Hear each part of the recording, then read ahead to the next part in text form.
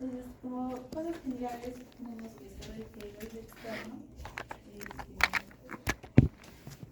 en la parte externa, todo va a ser el cuello auricular y el conducto auditivo externo. En la parte externa tiene una porción cartilaginosa, la parte inferior de la cuello auricular es mucha grasa. En cuanto al conducto auditivo externo, pues tenemos una parte medial que es estructura ósea, y de aquí piel y hueso. Y en la parte más externa sí hay tejido adiposo, músculo, ¿no? Y piel. Entonces, en esta parte externa es donde están las glándulas que producen el serum, ¿no? Entonces, y la parte interna pues es una piel mucho más delgada y delicada. La forma de este conducto pues, es una forma itálica. Y vamos a ver otras estructuras. El oído medio pues es la cepálica, parte cerebrodostal con mastoides. El oído interno lo que es el evento membranoso, donde está la parte de la cóclea y la parte de el oído externo o el oído auricular tiene diferentes estructuras en su conformación, ¿no? Lo que es el trago, el antitrago, la concha y el óvulo. Es importante tener en cuenta estas estructuras porque si tengo, digamos, una lesión donde hay tejido cartilaginoso, que es en la parte del o la anteris, pues no puedo hacer una estructura que transfixe el cartílago.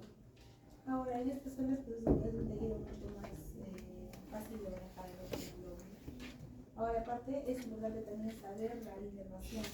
¿Por qué? Sucede que el oído está inervado por el epitelio, los artículos cervical, pero también por el nervio facial, y eso es importante porque se asocia a una patología. ¿Quién sabe qué patología?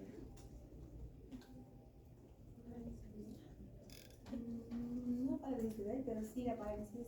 Es un tipo de parálisis periférica asociada a una infección por el virus Herpes zóster, donde va a aparecer unas lesiones tipo vesiculares en la concha auricular. No aparecen las lesiones vesiculares y posteriormente aparecen los signos de parálisis facial de tipo periférico. Tenemos también lesiones a nivel del conducto auditivo externo, ¿no? Que también es inervado por el nervio facial. Y la parte más interna vemos que está en moradito la inervación la zona inervada por el décimo par. También es importante saberlo clínicamente porque a veces al manipular un paciente, el oído con la limpieza, que se lleva una aspiración de secreciones, el paciente va a tener un oxígeno de esta inervación. Entonces siempre es importante decir a la persona, si tiene ganas de toser, me avisa. ¿Por qué? Porque estamos en una cavidad pequeña y el paciente tose sin avisar, podemos lastimar estructuras. ¿Ya? La membrana timpánica pues es una estructura pequeña, está adherida al annulus, que es la estructura fibrosa del anillo fibroso que está insertada en lo que es el hueso temporal. Tiene dos porciones, una pars flácida en la parte superior y una pars tensa en la parte inferior. La pars flácida tiene solo dos componentes de estructura, ¿no? ¿Cuáles son los dos componentes? La piel, que está en la parte externa, que es continua, y la parte medial, que es la mucosa, que se continúa con la cara timpánica. Tiene solo dos estructuras en la pars flácida. Y la pars tensa tiene, además de eso, una capa fibrosa intermedia, ¿no? Lo que le da una mayor rigidez para la mejor transmisión del sonido. En un oído anatómicamente vamos a ver siempre que el mango del martillo va a estar hacia anterior, sería un oído derecho, y ese anterior también está lo que es el triángulo luminoso, el cono luminoso, ¿no? El humo, la parte central, y pues este es un oído derecho y un oído izquierdo, En el examen físico, tal cual la semiología, como todos los pacientes que ven, primero la anamnesis, el análisis de los antecedentes, la inspección, la palpación y la visualización, ¿no? Entonces, diferentes formas de pabellones, diferentes formas de oídos de la membrana timpánica, uno más pálido, otro más rosadito, con cerumen, algunos, otros sin cera. Para evaluar esto, vamos a tener que ayudarnos de un otoscopio, un especulo óptico o una fibra rígida, como ven ahí en la imagen. Entonces vamos a ver que en la persona adulta el conducto habíamos dicho que tiene una disposición de itálica, ¿no?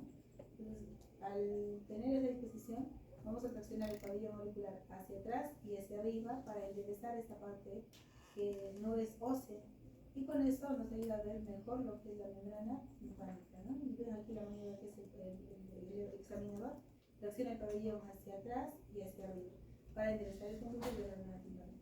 En el niño es un poquito más horizontalizado. localizado, pero es que lo tracciona solamente hacia atrás.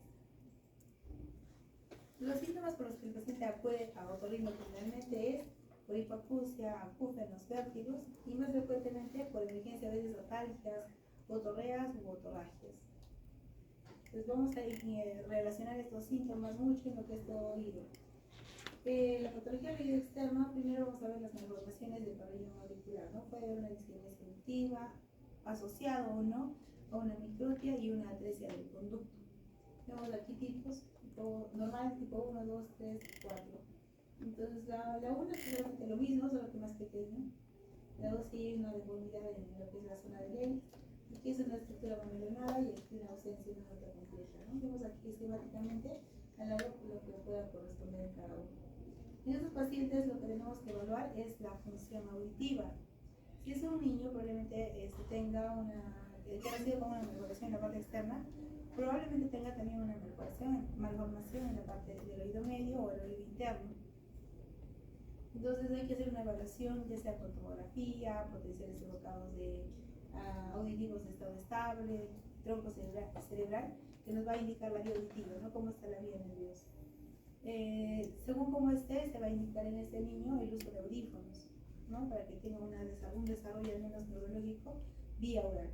Y ya más a posterior, cuando sean más grandecitos, es una cirugía de reconstrucción del pabellón auricular, o tal vez dependiendo, ¿no?, de cómo esté su reserva coclear, si tiene o no una reserva coclear, tal vez un implante coclear, etc., ¿no? Pero lo más pronto, un niño que nace con eso, le pido exámenes de la función. Ahora, no se pide los potenciales al nacer, sino se les pide a los 6 meses. ¿Por qué? Porque los niños normalmente terminan su desarrollo neurológico del oído hacia los 6 meses de nacido recién, ¿ya? Vamos a ver. Ahora, los traumatismos. Los traumatismos que pueden ser heridas, así como en este caso, ¿no?, con una contusión importante, en donde compromete el cartílago auricular, pues solamente se hace una sepsia, disepsia y se sutura con puntos de afrontamiento de la piel, no se transfixe el cartílago. Obviamente dejamos antibiótico. Ahora, para los osteomatomas, esto generalmente se desarrolla a consecuencia de un traumatismo de tipo tangencial. Puede ser un puñete, un golpe de porros. ¿Qué genera ese roce tangencial o ese golpe tangencial? Un desprendimiento del pericondrio del cartílago. ¿Listo? Entonces, el osteomatoma es una acumulación de sangre a nivel subpericóndico, debajo del pericóndrio. Sabemos que el cartílago no tiene una nutrición propia, ¿no? Se nutre a través del pericóndrio. Si no hay un contacto directo y este osteomatoma está por mucho tiempo, lo que va a generar es una liquefacción del cartílago y por tanto lo que va a formar la estructura del pabellón va a ser la fibrosis del pericondrio y formar como consecuencia la oreja de coliflor. Entonces, mientras más pronto se trate, menos posibilidades tiene de hacer una oreja de coliflor. Entonces, ¿qué se tiene que hacer? Un drenaje, una incisión en sentido longitudinal paralelo al eje, y se hace con una incisión asfixiante y se drena, ¿no? Obviamente previa colocación de anestesia, ¿no? Asepsia, dispensa, anestesia y una incisión que se pueda drenar. Lo pueden hacer, sí, claro, si están en un lugar muy lejano de su salón. Lo importante, ¿no? Todo lo que van a aprender aquí en otorrino, ustedes no van a ser especialistas en otorrino, pero sí van a manejar, tal vez, cuando tienen que estar preparados para cuando hagan su internado y para cuando hagan el room. Muchas veces van a estar en un lugar lejano o un lugar donde ustedes van a tener que tomar la decisión, ¿no? Entonces, en este caso, digamos, están en un lugar muy lejano, tienen el osteomatoma y tienen un bisturí y anestesia, pues acaban de colocar la anestesia, le ponen el bisturí y lo pueden drenar. Ahora, si están en un lugar muy cercano, pues agarran una referencia y lo mandan al hospital para que se le haga el drenaje, ¿no? Dependiendo también del tiempo de evolución. Dejaré también antibiótico, ¿ya? Y un vendaje compresivo. ¿Ya? ¿Para qué? Para evitar que esto se vuelva a recuperar. Yo les he visto pacientes que vienen referidos en donde dice que la posta le han agarrado con una aguja y lo han aspirado y lo dejaron así. Entonces, ¿qué va a pasar? Pues se va a volver a respirar, ¿no? Y encima se tiene una infección porque no dejó antibiótico, ¿no? Entonces, es importante saber ese manejo básico de un osteomatoma, ¿ya? La pericondritis también es un proceso infeccioso del pericondrio, del cartílago, a veces asociado a una colocación de un piercing, ¿no? Un adecuado, una picadura también puede ser el nivel, manipulaciones. ¿Qué en estos casos, igual tratamiento antibiótico y se asocia a corticoides para que ayude a la desinflamación más rápido. Entonces, ¿qué es lo que, en ambos casos se puede tener como consecuencia la alergia al coliflor? ¿Y qué es lo que forma la alergia al coliflor? La fibrosis del pericondrio. ¿Ya? Esa fibrosis que se genera por el proceso de cicatrización genera esa forma de alergia al coliflor.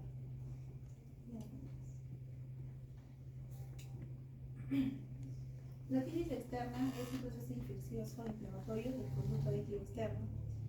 Por lo general puede estar asociado a la humedad, ¿no? Cambios en el pH, exposición a, digamos, a aguas estancadas, como las piscinas, ¿no? Saunas, no sé. Y la mayoría de las infecciones son de tipo bacteriano.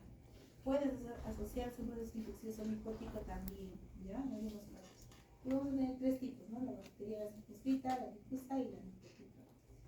La fisiopatología, como les mencionaba, es por una alteración en el pH de la piel del conducto aditivo externo. Por ejemplo, las albercas, ¿no? Alcalinizan lo que es el pH. Otros factores asociados son la oxidación excesiva, oclusión del conducto, ¿no? Digamos, se acumula un poquito de cera, no se limpió eso, se metió a la piscina y genera un agua estancada dentro del oído. Esa agua estancada dentro del oído genera un cambio de pH y favorece el proceso inflamatorio que puede ser luego infeccioso. Los gérmenes mayormente asociados son esos, ¿no? Entonces, cada uno de estos temas es una exposición, es una por una, pero hagámoslo así pequeño y en resumido en un solo cuadro, donde van a poder tener puntos clave para el diagnóstico de un paciente. Desde codito vienen preguntas a sus exámenes, ¿ya? Y vienen tipo casos clínicos. En el primer caso, la otitis externa difusa, etiología de pseudomonas, estafilococos y estreptococos, o también conocida como la otitis del inhalador, ¿no? Donde existe la predisposición o el antecedente de debido a la fauna, la piscina, la playa, ¿no? Todo esto en general hay un montón de casos. Traumatismos, maceración, calor, humedad, son los factores predisponentes.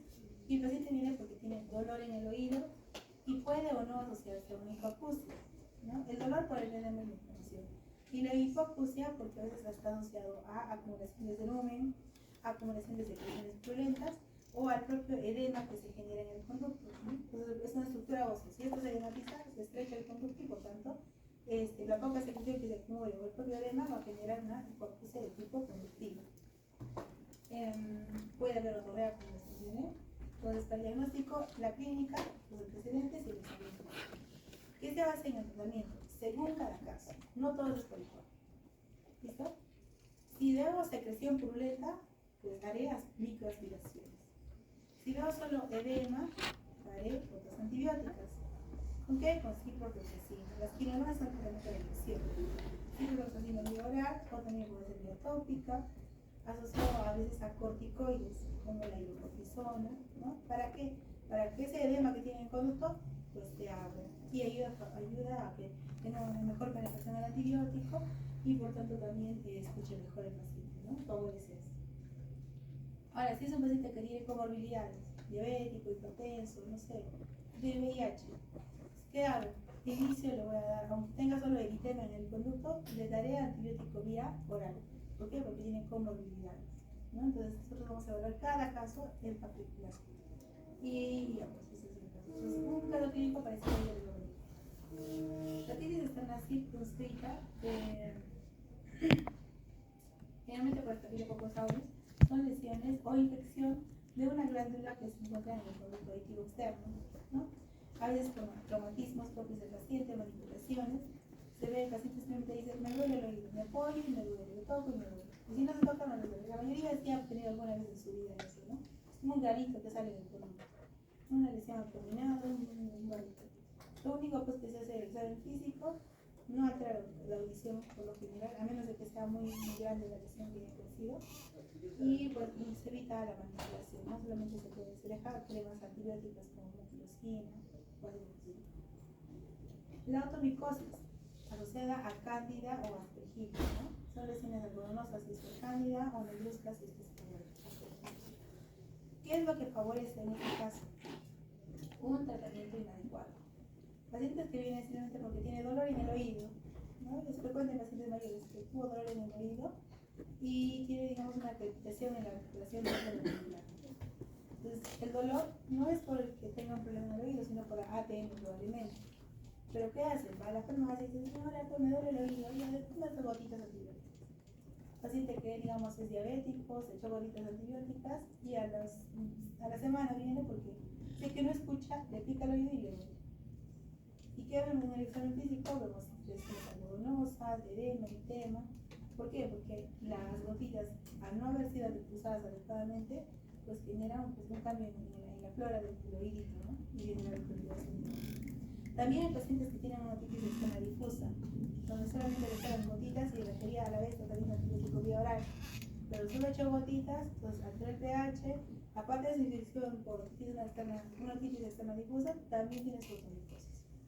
Entonces, ¿qué es lo que se asocia a la atomicosis? Una antibiótico-terapia inadecuada previamente realizada. El calor y la humedad son otros factores también asociados. Y el paciente va a tener un intenso, fiebre de menor intensidad. Origen lesiones algodonosas o terosas y para el diagnóstico clínico, ¿no? Y el tratamiento, microaspiraciones. Si veo IFAS, pues las tengo que aspirar. Y una vez aspirado, recién le doy el tratamiento con gotitas que pueden ser fluconazol vía oral, ¿ya? También se utiliza los clotrimazol en gotitas. Hay ¿qué más hay? El miconazol también es una opción en gotitas. Y las aspiraciones, ¿no? Ahora, si en la zona donde estoy no tengo gotas antibióticas, otra opción como tercera línea sería pues, el uso de topicaciones con violeta de genciana o el ácido bórico incluido, ¿no? Y eso controla bastante bien lo que es la atomicosis. Digamos que estás en un lugar lejano, un paciente con atomicosis y no tiene ni para aspirar, el paciente no tiene para viajar y como dice, sí va a viajar pero acá 3 días. ¿Qué pueden hacer? Por lo general siempre hay ácido bórico en todo lado. Te pueden dejar las pilas de bórico y eso va haciendo efecto para que reseque las secreciones o para cuando venga va a estar mucho mejor. Obviamente no va a escuchar, ¿no? Porque se acumula por determinados síntomas. La otitis externa maligna asociada a salmonela, frecuente en pacientes con comorbilidades como diabetes, edad avanzada o algún tipo de inmunosupresión. El hecho de que sea una otitis externa maligna tiene que tener una ataque demasiado intensa y puede estar asociado a otros pares craneales, ¿ya? Se ve una erosión ósea y tejido de granulación a veces en el conducto externo. No confundir que un paciente tenga una diabetes y a la vez una otitis externa difusa con una otitis externa maligna, ¿ya? No siempre hacemos, es más, la otitis externa difusa maligna es rarísimo, muy raro. Entonces, vamos a ver en la tomografía de estos pacientes una lesión de las estructuras óseas, ¿ya? Entonces, es muy raro. Y el tratamiento para esto, pues sí, tiene que ser parenteral, con tineronas, serotonina. Y si es que hay un compromiso óseo abundante o algo bastante agresivo, pues tiene que ser un tratamiento. El extremo óptico es algo más leve, donde es una lesión, si tiene una manipulación, se puede contaminar por los composaurios. Pueden tener pacientes con algún tipo de atopía, ¿no? Rinitis, asma, pues tienen una piel descamativa en el conducto y si se manipula mucho puede generar una sobreinfección. El paciente da prurito intermitente y dolor intermitente también. Y pues lo único que se le indica al paciente es evitar la manipulación y el uso de cremas humectantes en la zona, ¿no? Algunos casos se utilizan corticoides cuando es mucha la irritación.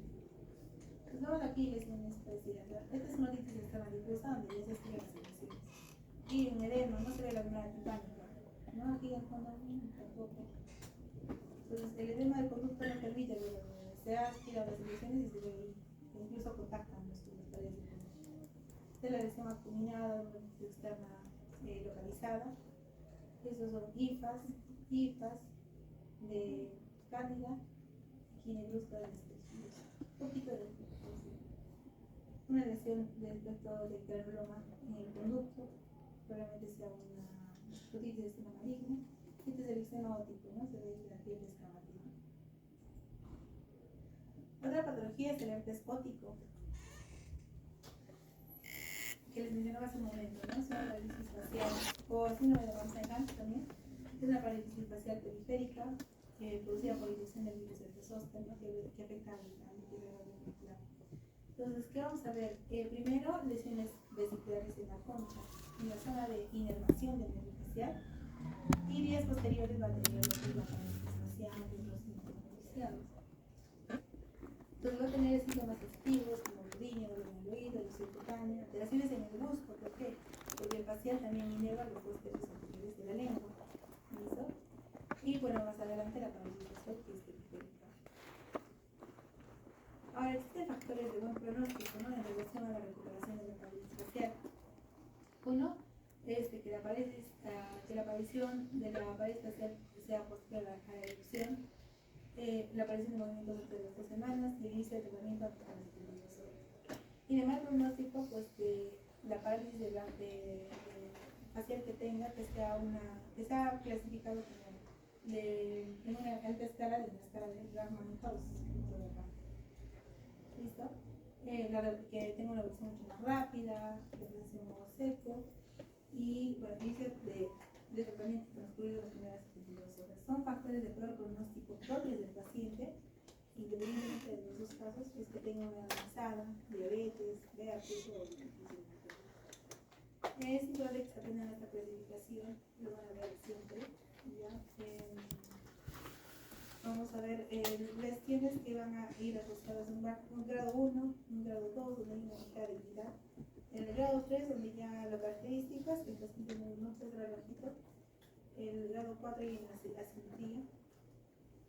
El grado 5, la asimetría ya es en estado de reposo y el grado 6 una teoría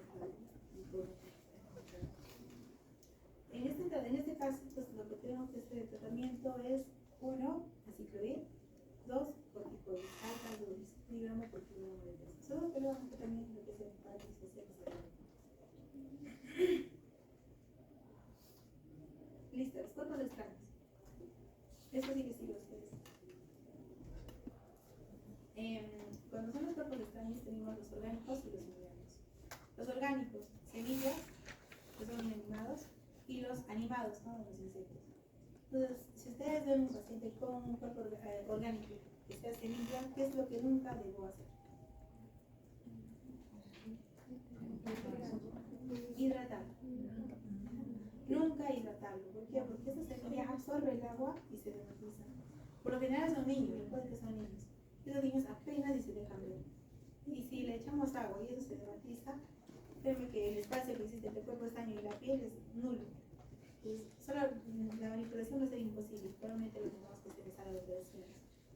Entonces, ¿por qué? Porque lo tiene que ser. Entonces, preferiblemente, si veo un cuerpo extraño, que es una semilla, y veo que no lo voy a sacar, mejor no echarle agua, ni quitar un lavado, ni nada. Se manda la policía. Ahora, no es una emergencia, ¿no? Viene a las 11 de la noche, lo que es que se metió una lenteja ahí en el oído. ¿Sabe que señora viene esta mañana a las 7, 8 de la mañana y lo voy a ver? ¿No? Porque esa hora no hay una doctrina para que vea una lenteja. Ahora, si es un cuerpo orgánico, animado, ahí sí. El paciente sí tiene, es una urgencia, no una emergencia. Porque sí siente síntomas, ¿no?, del dolor. Si vemos aquí un insecto tan delicado, que agarramos y lo prestamos, genera muchas lesiones en el conducto. Y no es lo que les decía, ¿no? La parte interna del conducto es piel y hueso. Esta piel delicada. Si este insecto que es tan delicado genera este tipo de lesiones en tu conducto, puede llegar a lastimar la unidad de pánico. Entonces, el paciente viene con ese dolor porque siente que se metió un bicho ahí en el oído. Lo que tenemos que hacer es matar al bicho. ¿Ya? ¿Con qué? Y evitar que se siga moviendo, ¿no? ¿Con qué evitamos eso? Glicerina líquida, vaselina líquida. Y por último, si es que tengo los materiales, puedo hacerle, digamos, cloruro de sodio o un lavado nada más. Entonces puede intentar, si es que tenemos. Si no tenemos a la mano, pues matamos al bicho y ya no se mueve, no, ya regrese mañana para hacerlo, ¿no? Y ya regresa al día. Ahora, los inorgánicos. Por ejemplo, acá no las colitas pequeñitas de las niñas, un lápiz. Pues estas cosas tampoco son de emergencia, pueden venir de día. A veces pasa de noche, pero dices, mira, esto no es una emergencia y puede venir. Y se les saca un protocolo. Ahora, si ustedes están, digamos, en su centro de salud, o donde estén en su salud, lo que sí sí pueden hacer es un lavado de cabeza. ¿Ya? Esto está libre flotando, ¿no? También está flotando en el fondo. Entonces, por barrido, el lavado sí va a sacar el cuerpo extraño. ¿Con qué se hace un lavado? Con agua tibia. Solamente es un agua tibia y una tibia. ¿No? Pues hago una presión, una infiltración de agüita en el conducto, dirigiéndose a la pared posterior y por barrido sale el cuerpo extraño. Ahora, si no quieren hacerlo, lo pueden reabrir también, pero por externo. La única emergencia acá es la pila. Esta niña tuvo la pila, que son 4 horas. Creo que son 4 horas que tuvo la pila. Y ya generó una perforación timpánica. Entonces, la pila en contacto con la piel o con la mucosa genera lesiones graves y erosiona todo lo que está a su alrededor. Conducto, piel, membrana timpánica, ¿no? Entonces, esto sí es como, si bien a las 11 de la noche metió una pila ahorita, pues ahí sí ya no lo tenemos, porque lo tenemos que sacar ya. ¿Listo? Porque puede generar consecuencias como en este caso. Entonces, la única emergencia es esta. Esta razón, ¿por qué decía? Y esto es consuelo. Etapas de serum. Por lo general es formulación de cera que producimos todos, unos más, otros menos, y que puede generar síntomas como obstrucción del oído, obstrucción del oído tapado, obstrucción de lentitud óptica, autofonía. Generalmente es pacientes que tienen exceso de pelo en el piel en el conducto, estreches en el conducto externo, ¿no? Lo que impide su fácil autoeliminación. Entonces, ¿qué tiene que hacer? Vamos a hacer diferentes tipos, ¿no? Uno blanco, uno más oscuro, más marrón, más seco, más claro, quizá más seco. Podemos hacerlo con pisitas así como acá, pero también podemos hacer un lavado de oídos, ¿no? Y lo que les decía, se infiltra con agüita, una jeringa que se dirige hacia la pared posterior. ¿Ya? Y eso se hace el lavado. Entonces, el paciente, ¿cuál es el caso clínico de un paciente con tapón de cerebro? Un paciente que después de bañarse, lo general, o y después de ir a la piscina, siente el oído tapado, sí, te hará nada. ¿Y te has manifestado? Sí, me siento con esto. Y no tiene ningún antecedente de eso. No tiene fiebre, no tiene malestar, nada. Solamente tiene sensación de oído tapado. O tiene hipoacusia. Lo podrían confundir con una hipoacusia súbita, ¿no?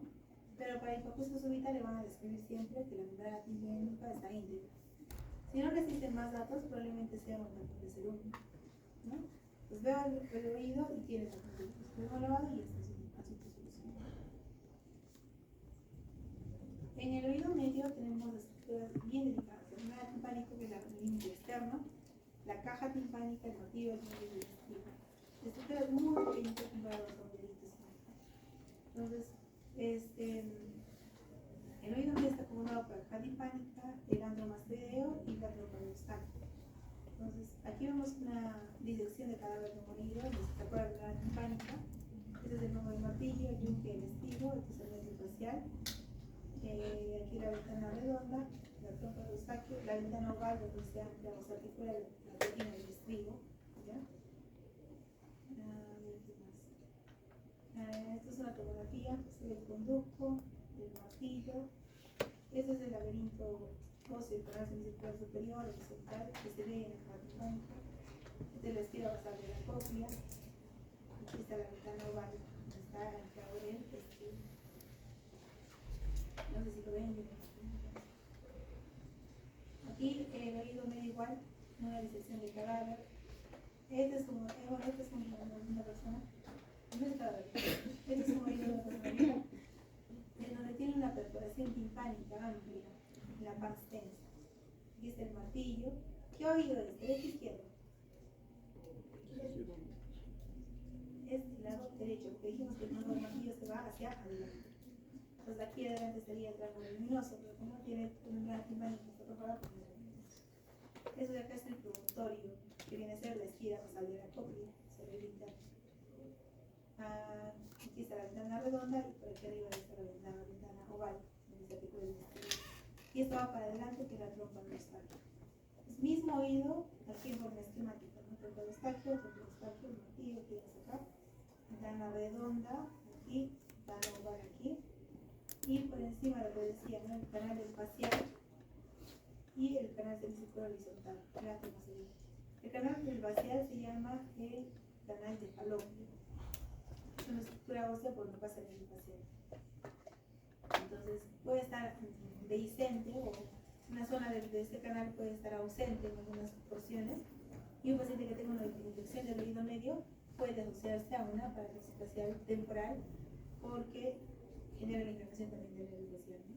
Y en caso esté el facial digo el conjunto de Falopio dehiscente. Listo, y esto es a través de una endoscopía que se entra a través de la trompa dostática y se ve la trompa por dentro. Una tomografía donde ven las celías mastoideas, la cadena circular, trompa dostática. Aquí es el tegmen anti, el tegmen tímpani. El tegmen tímpani es una estructura ósea delgada que limita el oído medio con la mandíbula. Entonces, lesiones del oído medio que puedan erosionar esto pueden generar complicaciones intracraneales, ¿no? Listo. La trompa dostática también es una parte muy importante del oído medio en cuanto a la función. En el niño tiene más una conformación horizontal, entre 10 y 20 grados respecto a la horizontal, y en el adulto, pues entre los 35, 45, 30 45 grados. Ya me va a aplicar. Tiene una porción ósea que está entre el hueso temporal y una porción fibrocartilaginosa que desemboca en la nariz, por detrás de los cortes del borde inferior, ¿ya? Entonces, en el niño es más frecuente que tenga infecciones tipo otitis media aguda porque esta disposición horizontal hace que los gérmenes de la nasofaringe pasen más rápido al oído medio. En adultos es menos frecuente, pero no quiere decir imposible, puede pasar. ¿Qué músculos abre la trompa dostática? El tesoro del paladar, el tesoro del tímpano y el salpingofaringe. Y el cierre es pasivo, pues, ¿no? Hay algunas pestañas de los tejidos músculos. El epitelio de la trompa dostática también está revestido por un epitelio respiratorio. Por tanto, si algo se inflama este nivel de la nasofaringe, genera la inflamación de estas células y por ende también favorece la migración de gérmenes al oído medio.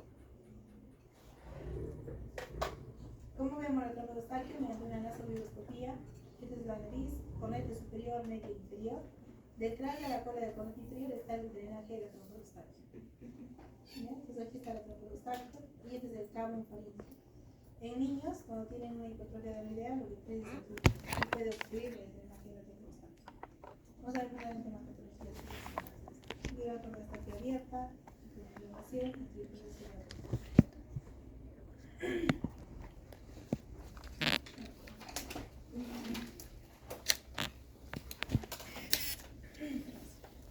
Listo, la patología del oído medio, el ototubolitis.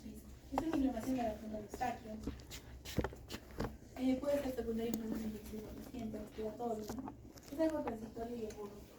¿Y qué presenta el paciente? Tuvo un cuadro respiratorio hace una semana y se me quedó el oído medio tapado.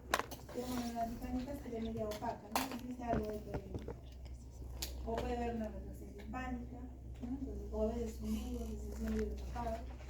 Lo único que se hace son corticoides, puede ser intranasal, los orales y antihistamínicos, que son mejor del paciente. Porque es algo temporal. Ahora, la otitis media aguda es un proceso infeccioso frecuente en la infancia, más de entre los 6 y 24 meses. La etiología es importante que se la sepa, porque los mismos gérmenes que ven aquí en bacterias, es estreptococcus pneumoniae, monovirus universal, universal acatadis, son los mismos que se repiten en patologías de la faringe, de la nariz. Entonces, los nocorrinos son los mismos, es independiente. Y los virus también, ¿no? El sistema respiratorio y los inmunes. La tasa de infección de por otitis media aguda ha bajado bastante por el uso de las vacunas, ¿no? La neumococo que está incluida en la población de niños. Ahora, ¿qué factores de riesgo? Todo lo que tenga que ver relacionados a la trompa dostática, por ejemplo, malformaciones craneofaciales, ¿no? Un Down, que viene mucho más achatada la carita, por lo tanto la trompa mucho más horizontalizada, antecedentes familiares, más recurrentes de niñas.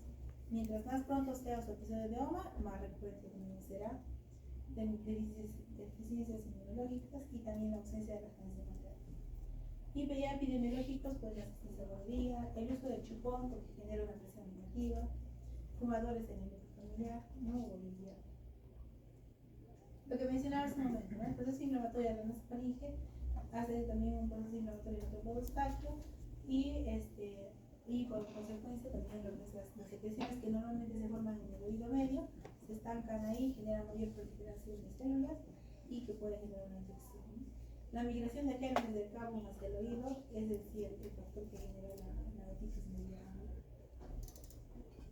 Si estas secreciones que se fundan en el conducto, en el oído medio, no drenan por la trompa eustáquea, ¿qué hacen? Rompen la membrana timpánica y tienen una otitis media aguda supurada. Entonces, tenemos fases de la otitis media aguda. La fase congestiva, solamente vemos todo el edematoso. La fase exudativa, donde ya se ve acumulación de secreciones y una casi abrumadora reducción. Y la supurativa, en donde ya existe una perforación. Si ven el borde de esta perforación, es gordito, engrosado. A diferencia de esta perforación,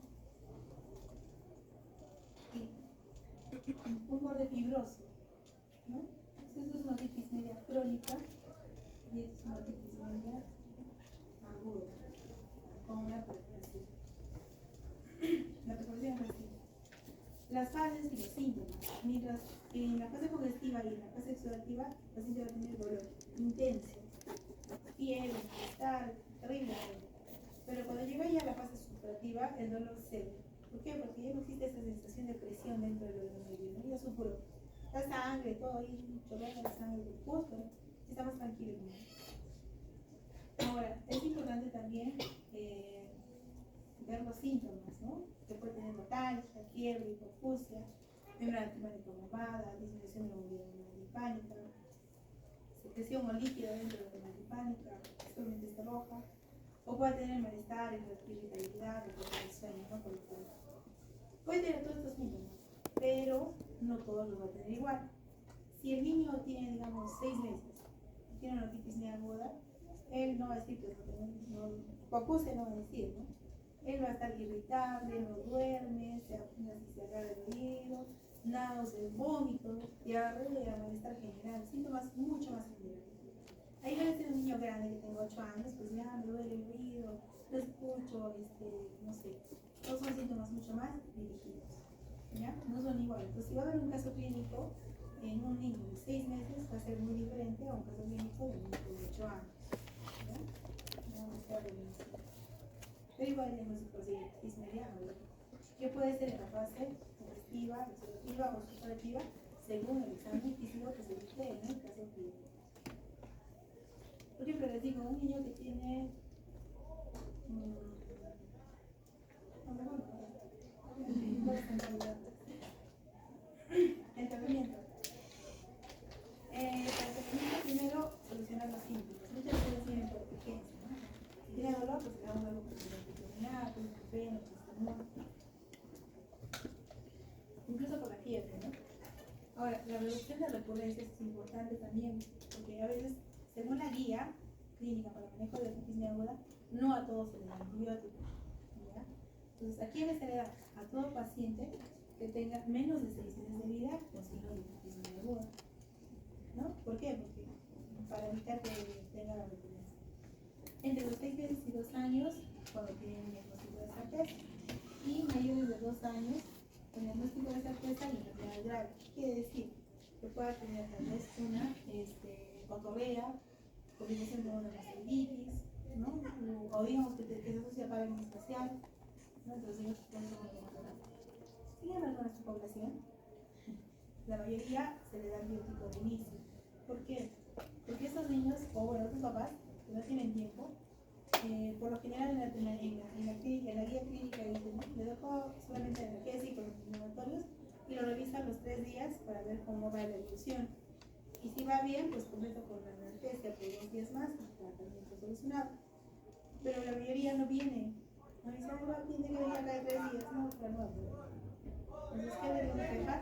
Sí o sí es antibiótico, no hay de otro. Como dice acá, el 60% se resuelve espontáneamente, pero sin embargo, se le da tratamiento antibiótico a la mayoría de veces, ¿ya? Y dependiendo también de la predisposición familiar, ¿no? Entonces, el tratamiento de primera línea como antibiótico es la amoxicilina. ¿A cuánto de dosis?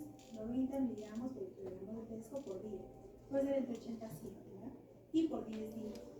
Entonces, Si este niño que vino porque lo estaban viendo en una posta y le dieron sí amoxicilina, pero le dieron a 50 miligramos por kilogramo de peso, ¿qué le damos? Completó 4 días de amoxicilina solo a 40 miligramos, a 50 miligramos por kilogramo de peso.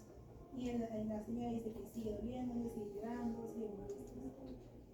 ¿Qué decimos? Corregimos la dosis. Sí, corregimos la dosis, pero ya no le damos una amoxicilina, le daremos amoxi con ácido clorhídrico. ¿A cuánta dosis? Igual, a 90. Ahora, yo recibí amoxi orgánico, pero lo recibió a 40, a 50 miligramos por kilogramo de peso. ¿Por qué digo 50? Porque por lo general es a 50 miligramos para los pacientes, ¿no? Entonces, si lo digo a 50, y generalmente ese error comete, ¿no? Voy a darle una dosis general, no para pacientes. Pasamos a cefalosporinas. Si está alérgica a las penicilinas, macrólidos. Y siempre asociado a analgésicos, descongestionantes y antihistamínicos. ¿Por qué antihistamínicos?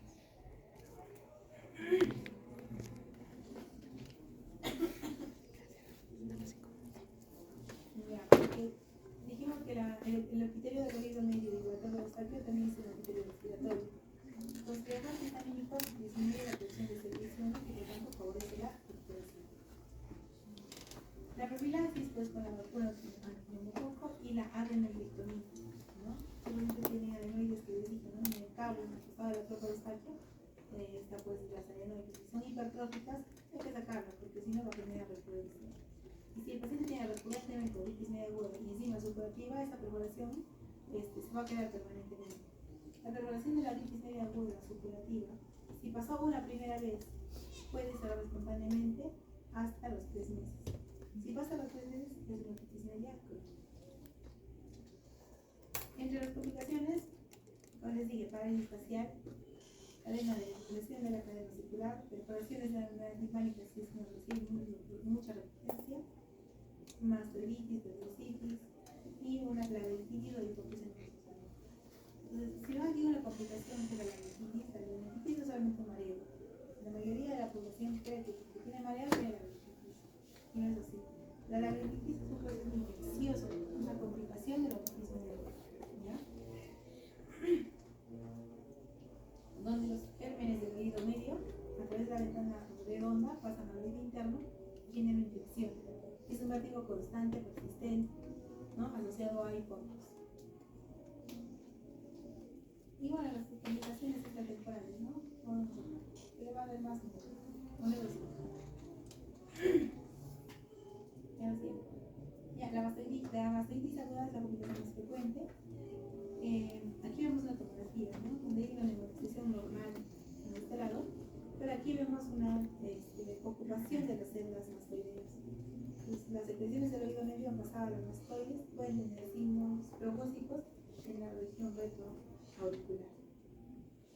En estos casos, antibiótico parenteral y drenaje, que es una posibilidad.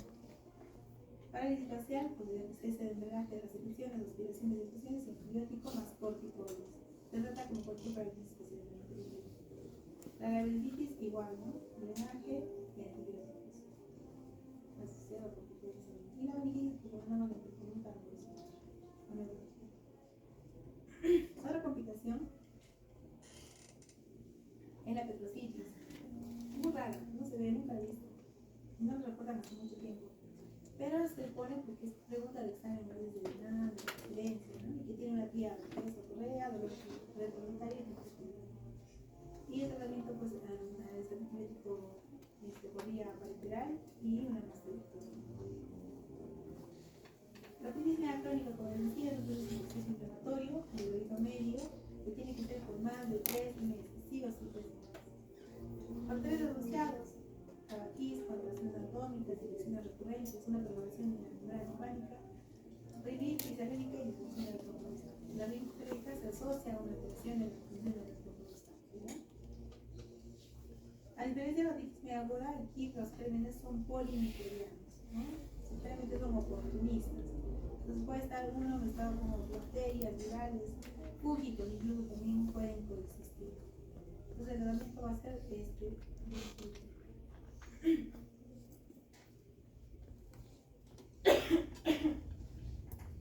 días de pasos visuales.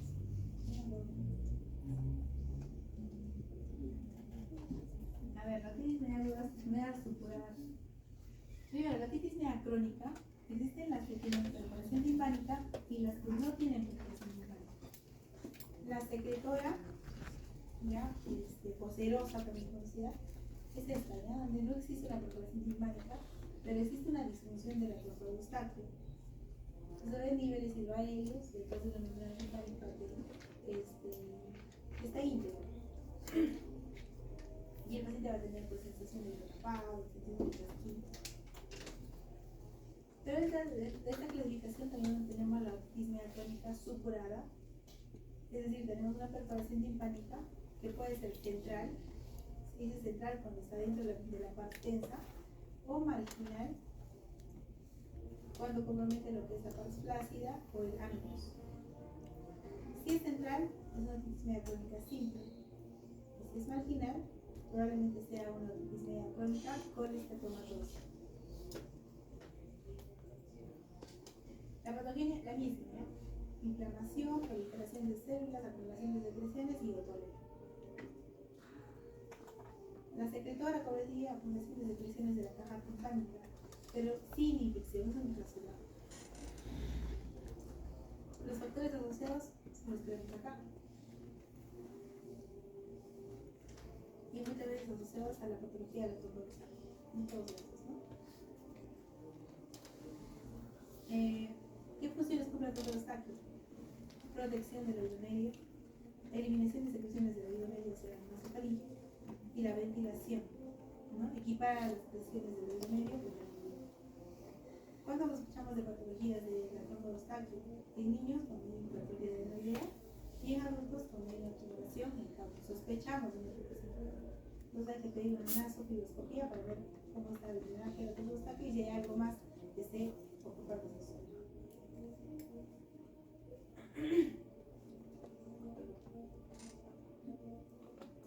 Como les dije, la mayoría de síntomas, pues los niños van a ser asintomáticos. Eso lo escuchamos bien con el televisor con volumen alto, hipoacusia 50 decibeles, autofonía, sensación de chasquidos, acúfenos.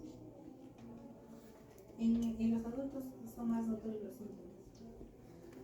Para el diagnóstico, el interrogatorio y los síntomas que mencionamos, los diapasones es de Uriner-Weber. La hipoacusia va a ser de tipo conductiva. ¿Cómo sería Uriner? Uriner va a ser negativo en el oído que esté dañado y Weber lateraliza hacia ese oído. En la biometría tonal vamos a ver la hipoacusia conductiva que nos contiene los números de la biometría, ¿no? Entonces vemos la vía ósea normal y la vía media. Y por último, la timpanometría o impedancia audítica. Tenemos tres resultados de timpanometría: la curva tipo A, que es la normal, la curva tipo B, que es la curva plana, y la tipo C, que lleva a secreciones negativas. Esta curva tipo B, que es plana, está asociada a la titis media secretora. Entonces, ¿qué nos quiere decir? Que se acumulan las secreciones dentro del oído medio. Lo que tenemos que hacer es una timpanotomía, hacer una incisión, drenar las secreciones y colocar un tubo de ventilación. Asociado a un tratamiento adyuvante, ¿no? Con corticoides nasales, Ahora, la titis media crónica simple, lo que les decía, ¿no? Cuando hay una perforación timpánica central.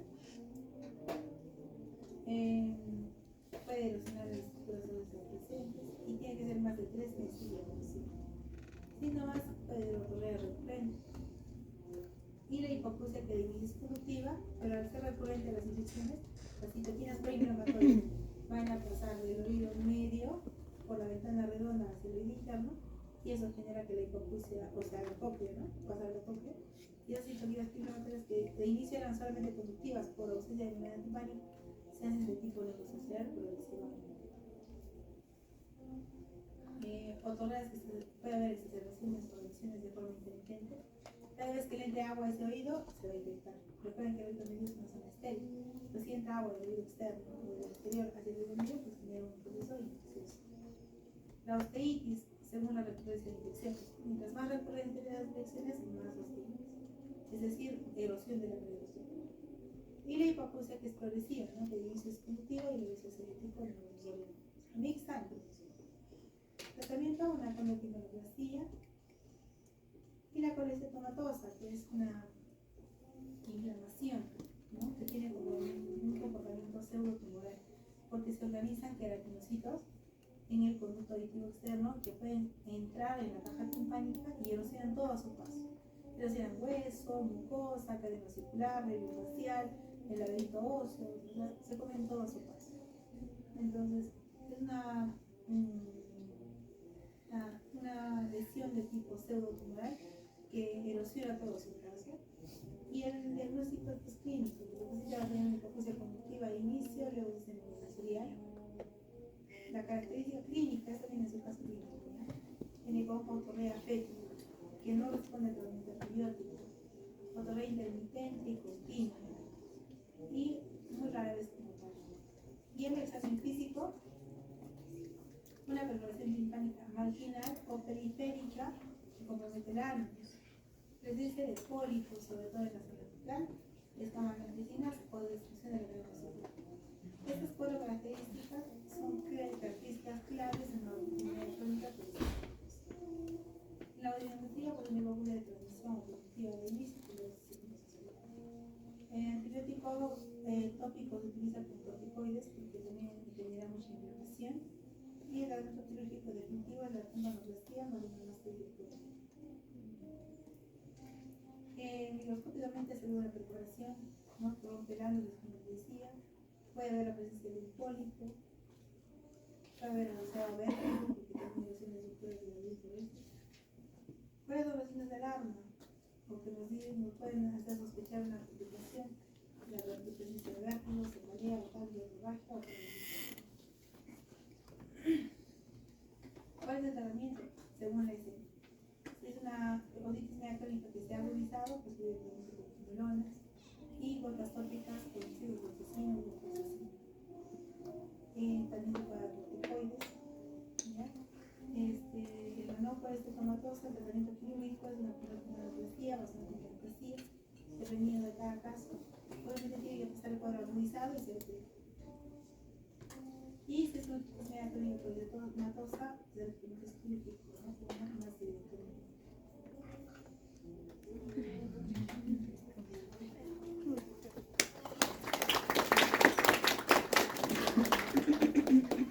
¿Tienen alguna duda?